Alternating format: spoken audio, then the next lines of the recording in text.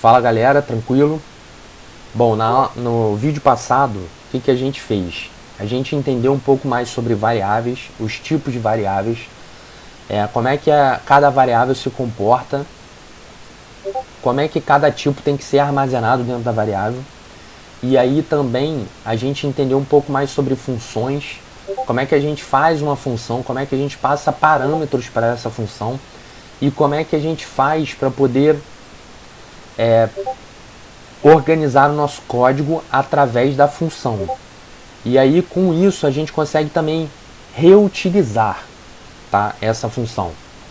E aí vamos fazer o seguinte, na aula passada também a gente conseguiu entender um pouco mais sobre as bibliotecas, uma leitura de um arquivo local, tá? Essas bibliotecas que eu falei, a gente entenderia como se fosse um framework, é um entendimento para poder facilitar esse desenvolvimento. Então o uso desses módulos também facilitaria a criar um framework e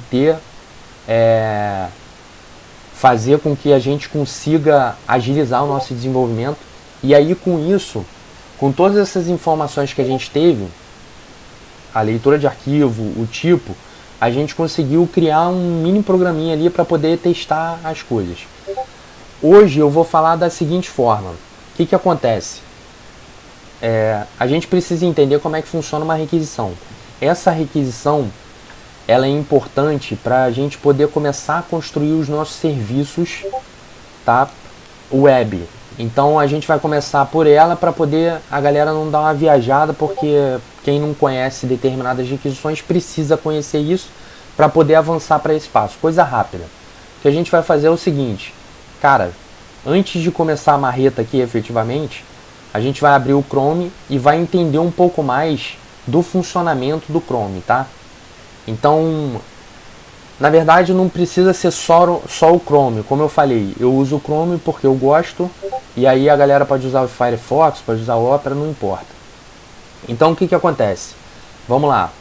O primeiro passo aqui que a gente entender é que, coisa bem básica, tá? Só para um entendimento.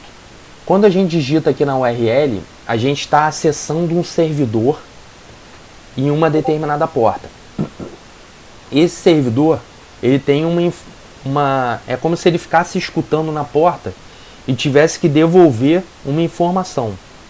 Com isso, esse servidor, ele aguarda a chegada de alguém.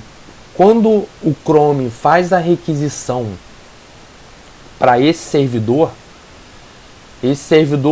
coleta essa informação na porta e devolve a informação para o Chrome, tá? Para quem chamou ele, ou seja, para o cliente. Não importa se é Chrome ou não, mas o cliente está chamando ele. Vamos chamar de cliente servidor. Então nós somos o cliente. Quando digitamos ali na URL, ele vai lá, chama o servidor, e aí no servidor ele devolve a informação. Com isso, a primeira chamada a gente chama de request, tá? Então a gente está fazendo uma requisição para o servidor. A devolução dessa informação a gente chama de response, tá? Então primeiro ele faz a requisição, depois ele é a resposta. Então aí com a resposta a gente faz o seguinte: a gente chama o servidor.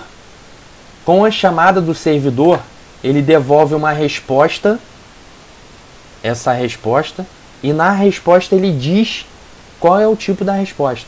Ele fala assim, cara, é HTML. Então quando o Chrome entende que é HTML, ele mostra na tela, ou seja, renderiza na tela toda essa informação bonita que a gente está vendo. Então esse HTML é convertido para essas informações. Então beleza. Como é que a gente vai começar a analisar essas informações, esse tráfego de informação que a gente manda para o servidor e devolve? Cara, a gente vai apertar F12 no Chrome para poder entrar numa ferramenta. A ferramenta é o seguinte, a gente vai usar essas três abas aqui praticamente na maioria dos nossos desenvolvimentos, tá? Então a primeira aba é o console de erros, que acontece lá na parte dos erros da página. Aqui ele informa os erros, o warning, o que está acontecendo. Aqui seria o fonte da página, tá? e aqui são as requisições. Quando eu aperto o F12, normalmente o F12 aqui, ele apareceria nesse canto, tá? Essa ferramenta ele aparece nesse canto direito da tela. Quando eu faço... Por que ele apareceu para mim diferente? Porque eu vim aqui nesses 3 pontos e eu selecionei essa opção aqui, ou seja, para ele ser uma janela. É isso que eu fiz. Porque a minha telinha aqui é muito pequena do VirtualBox.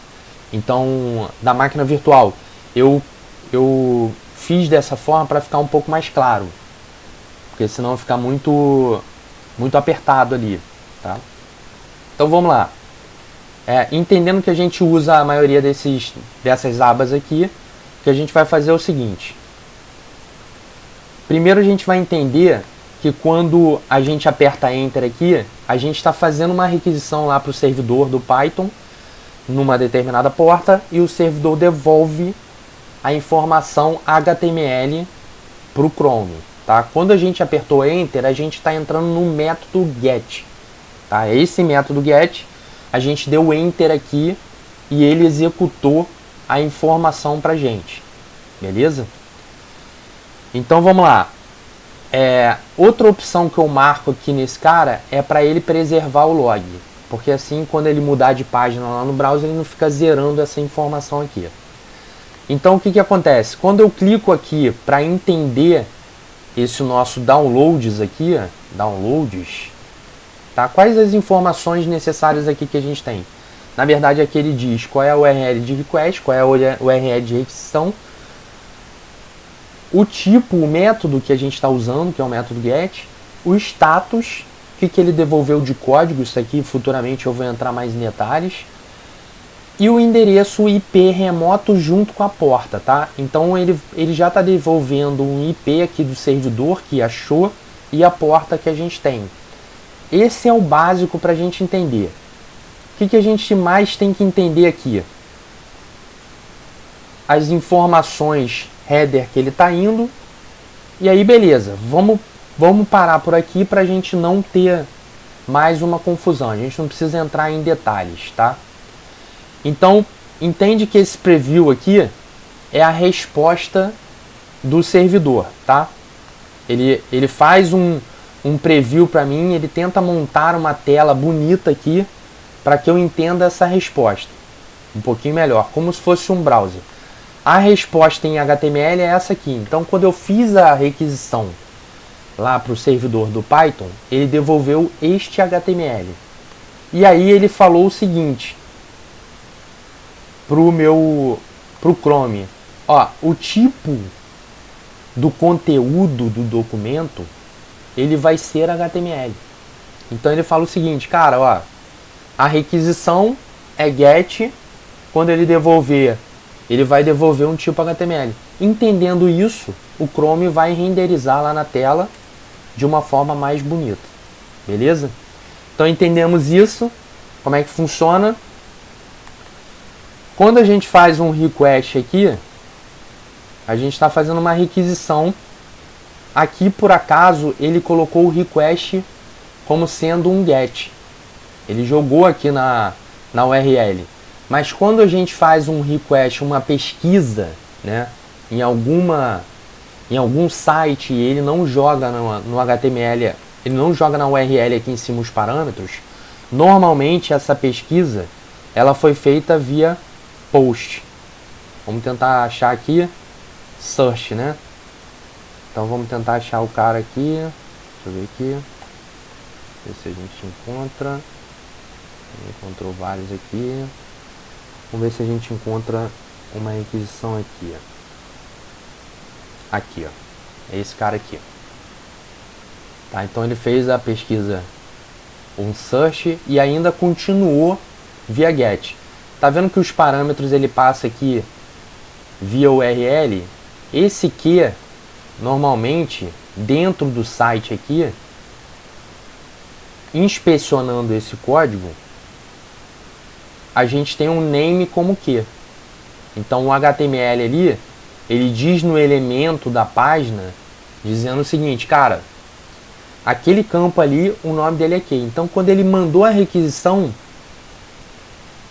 aquela requisição passou o parâmetro como que, ó, tá? Só que esse parâmetro é query string, que é passado na URL. Então você consegue ver os parâmetros. No método post, a gente não vê esses parâmetros na URL. A gente só consegue ver através do network aqui do Chrome. Você vai ver a requisição com os parâmetros. Eu vou mostrar isso. Beleza? Então vamos lá. Entendendo um pouco sobre isso, a gente entende o seguinte: não deveremos passar nenhuma autenticação através do método GET, somente do post, que é passado através do formulário. E aí, lá dentro no nosso back-end, na nossa API, na nossa, por trás dos panos, lá dentro do servidor, não importa, ele vai tratar esses dados e vai fazer login ou vai obter as informações necessárias. Não é bom, não seria legal passar as informações de autenticação através da URL, tá? Outra limitação que a gente tem através dos parâmetros da URL seria a limitação de tamanho. A gente tem uma limitação de tamanho pelo tamanho da URL. A URL tem um tamanho máximo que ela aguentaria passar alguns parâmetros. Tá? Lembrando que a URL aqui, depois da interrogação com os parâmetros aqui, ela não foi feita para ficar fazendo passagem de parâmetros muito grandes ali. É somente algumas informações. Então você coloca ali, de repente, uma paginação, alguma coisa bem que você vai controlar, alguma coisa mais fácil, tá? Então seria basicamente isso. Então, entendendo um pouco mais sobre as requisições, entendendo um pouco mais sobre a ferramenta de desenvolvedor que a gente tem aqui, entendendo um pouco mais sobre a resposta que esse cara dá, HTML, a gente consegue ter um entendimento melhor sobre como a gente vai tratar a API. Então vamos lá. Vamos tentar entender agora como é que a gente faz para poder colocar efetivamente isso no código. Tá? Como eu falei, a gente vai usar um framework. O framework é o Flask. Eu vou, no final da aula, eu vou até anotar aqui, colocar a URL do Flask para vocês verem como é que funciona lá na URL dele, a documentação, etc. E aí eu vou mostrar como é que a gente faz uma requisição aqui, através do Flask. Então a gente vai levantar um servidor e vai esperar em uma determinada porta. Primeira coisa que a gente faz, a gente usa um from, que aí a gente diz para o Python aonde está esse nosso módulo, que o nome do módulo é Flask, tá? E aí a gente importa efetivamente a nossa função, beleza? É a função que a gente vai usar, Flask com F maiúsculo. O Flask minúsculo é basicamente como se fosse a pasta que a gente quer. A gente quer uma pasta Flask, mas dentro dela tem um método, uma função chamada Flask, tá? Basicamente isso para vocês entenderem. Aqui o que a gente vai fazer, vai criar uma variável chamada app, que essa variável vai receber a informação do Flask, que recebe como parâmetro essa informação, essa palavra, que é uma palavra que a gente chama de palavra reservada no Python. Ele significa basicamente o seguinte: quando a gente executa o Python igual a gente está executando em linha de comando ali, Python app.py, ele vai receber main aqui. Então o Flask ele vai poder entender e fazer o que for necessário lá dentro, não importa. Tá? Depois eu vou mostrar aqui embaixo como é que a gente vai também usar esse main aqui só para levantar o servidor, tá? Só básico. Ok, entendendo que a partir da linha 3 a gente tem as informações do Flask no app, a gente começa a usar essas informações. Então eu vou definir um roteamento aqui, tá? Então o que significa esse roteamento? Quando a gente digitar a nossa porta e ele colocar barra ali no final, ele vai cair nessa função, ele vai executar essa função. E aí vou colocar uma função aqui. Vou colocar de teste, não importa. Essa função não vai ter parâmetro e ela vai começar ali. Lembrando que tem que ter esses dois pontos para o Python entender que está pertencendo à função e dar um tab aqui para poder ele entender, né, dar esse espaço de deslocamento aqui para ele poder entender que pertence dentro dessa função, que está dentro dessa função.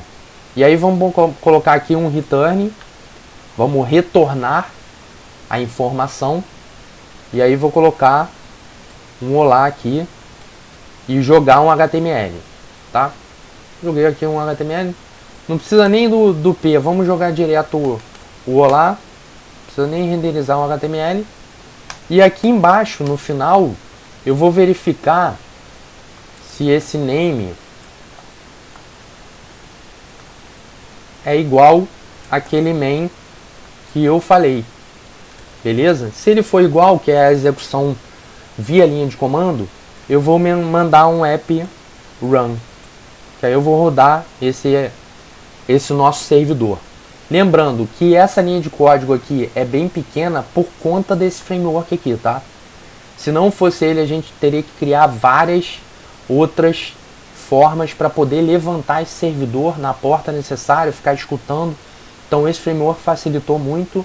É só instanciar ele aqui, receber essas informações nessa variável e começar a configurar ele e depois rodar. É exatamente isso. Então vamos lá para a nossa tela aqui. Para a gente rodar, a gente tem que fazer isso. Só que vai acontecer uma coisa aqui, que a gente não vai conseguir rodar. O que acontece? Por que deu esse erro aqui? Porque é o seguinte, o Python ele vem com alguns módulos necessários para ele rodar. Só que esse módulo não é dele. É um módulo de terceiro, é de outra pessoa, uma outra empresa construiu, não importa. Então a gente precisa instalar esse módulo. Como é que a gente instala? A gente usa o pip, que é um gerenciador de pacotes do Python. Tá? Esse gerenciador de pacote, ele vai servir para instalar esse pacote. Então, o que vai acontecer? A gente vai usar Flask aqui, pip install Flask. Tá? O que ele vai fazer aí? Ele, na verdade, o Python, ele vai lá no gerenciador de pacote dele online e vai baixar esse pacote para a máquina e vai jogar lá dentro da nossa máquina, nas bibliotecas responsáveis para poder rodar dentro da nossa máquina. Lá dentro do Python ele vai jogar lá nas bibliotecas e aí a gente vai passar a usar essa biblioteca, vai poder usar essa biblioteca aqui do Python. Com isso, a gente consegue rodar o nosso projeto, beleza? E aí a gente rodou o projeto. O que significa aqui? Ele levanta algumas informações aqui e aí dá a principal informação aqui, ó, ele levantou 127.001 2.5 mil. O que significa isso? Isso aqui é o servidor local, é um IP local, isso aqui. Então, como se trata de um IP local, o que a gente vai fazer? A gente vai fazer o seguinte, então vamos para localhost 2.5 mil, que é exatamente a chamada daquele servidor. Primeira coisa que eu vou fazer aqui, eu vou limpar esse cara, beleza? Para deixar ele tranquilo aqui para a gente poder entender. Quando eu dou enter nesse cara, o que ele faz? Ele devolve um olá para mim. E aí, esse olá, ele retornou aqui, ó, a chamada. Olha o olá que ele fez ali. Ó. Ele devolveu o olá ali para mim. A requisição, a resposta foi o olá.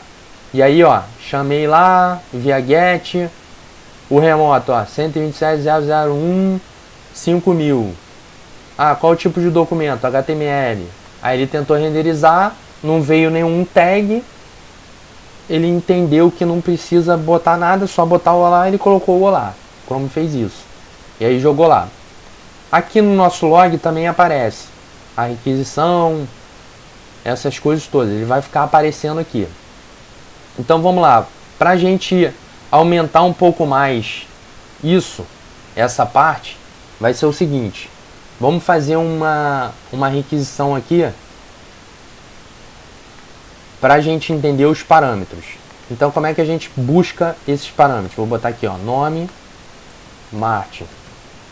Vamos dar um exemplo. Idade, 30. Mentira. Beleza.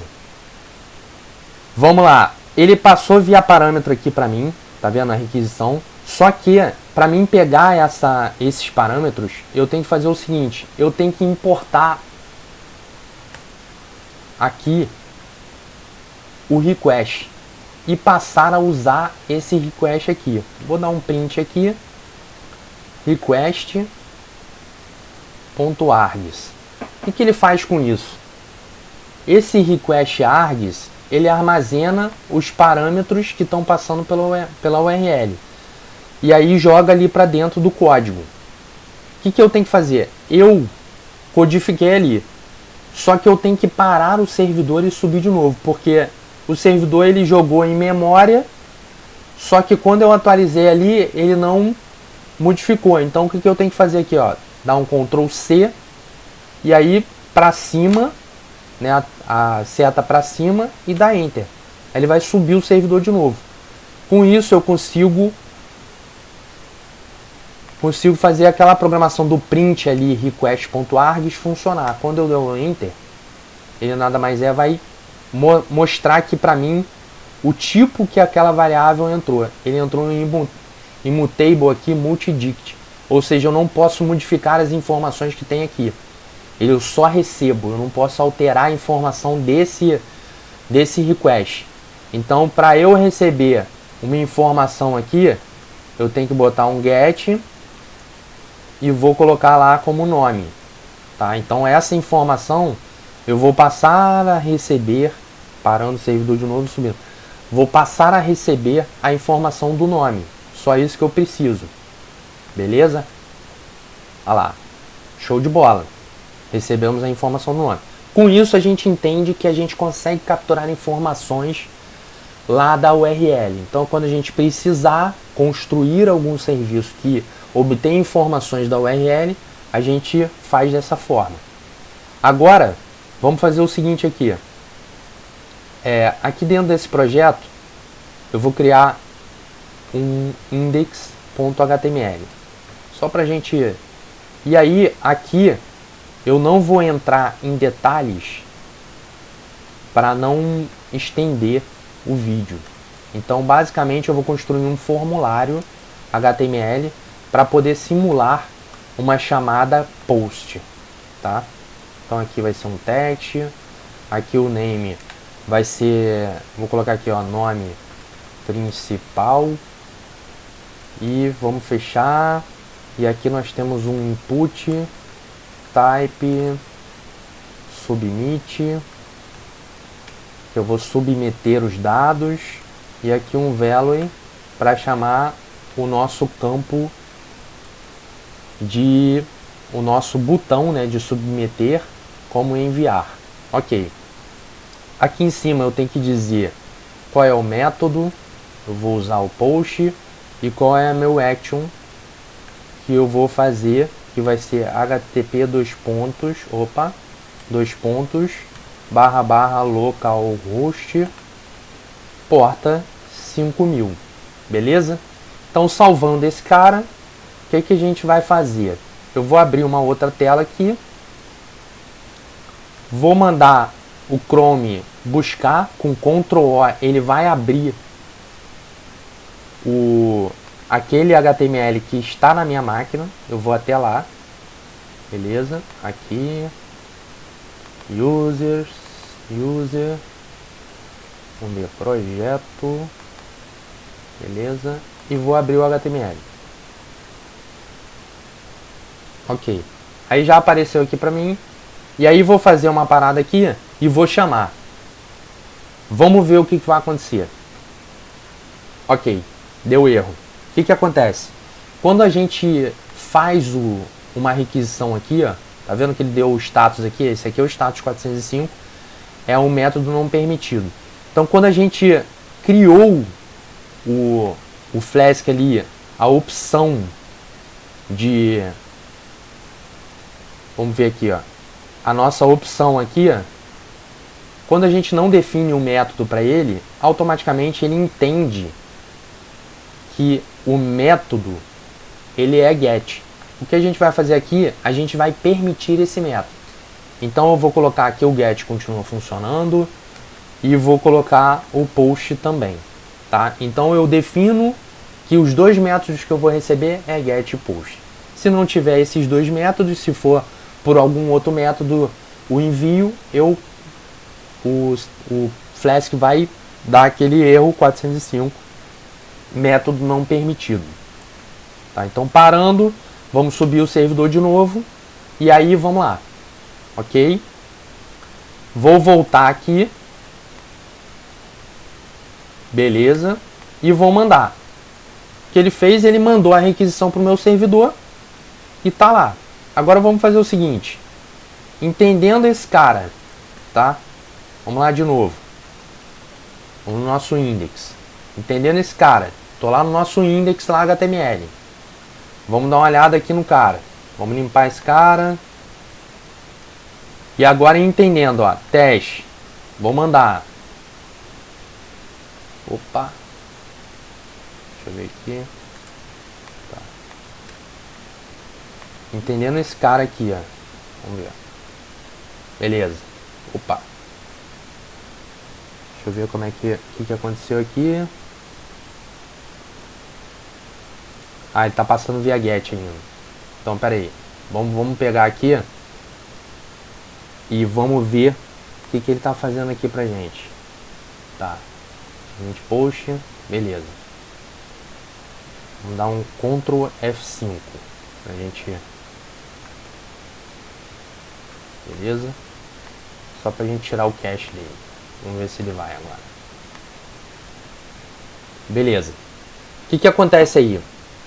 A gente fez a requisição e aí esse cara aqui, ele chamou a nossa requisição através do método post, tá?